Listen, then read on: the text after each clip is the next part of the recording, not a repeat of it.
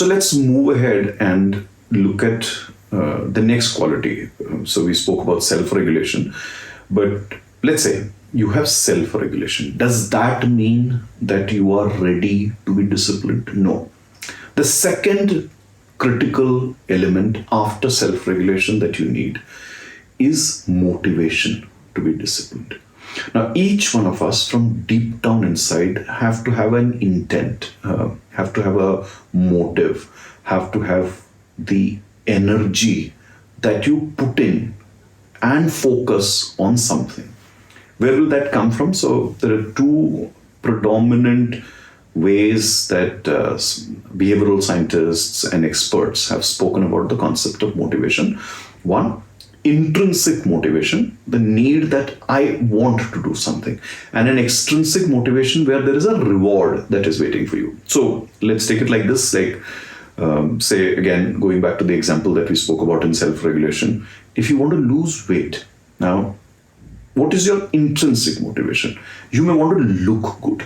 You may want to be fit. Let's say at the age of 35, if somebody has got an issue of blood pressure or they're borderline sugar. So why are you now looking at fitness and getting healthy? So that those problems can be controlled, they can go away, and then you don't have these lifestyle issues. These are intrinsic motivators. Similarly, not that it always works, but sometimes even extrinsic motivators work.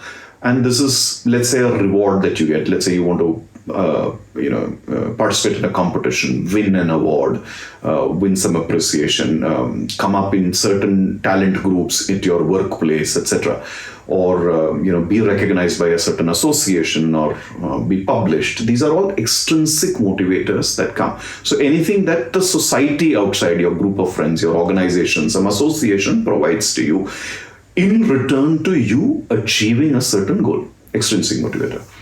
So I'd say that if you want to be disciplined, always go back and ask yourself, what is your inner need? And this is a very important inner dialogue for us to have. If you don't really want to do it, don't do it. You will fail at it. And I've many times had this conversation with people who are struggling with their health or struggling to learn an instrument or a language or a particular skill. I've spoken to engineering students who are brilliant at school and now not doing well. And then what do they tell you? That they really don't want to do this. They really don't want to work on losing weight, or they don't want to work on this new language or do engineering or whatever that skill. And I'm not just saying it's about engineering. It could be about so many other streams also that students could be taking. Somebody forced them, something, some societal pressure, some peer pressure, some parental pressure.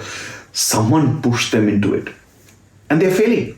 And this is where, for each one of us, it's very important that don't attempt to do something if you don't want it, or unless you really want it from inside.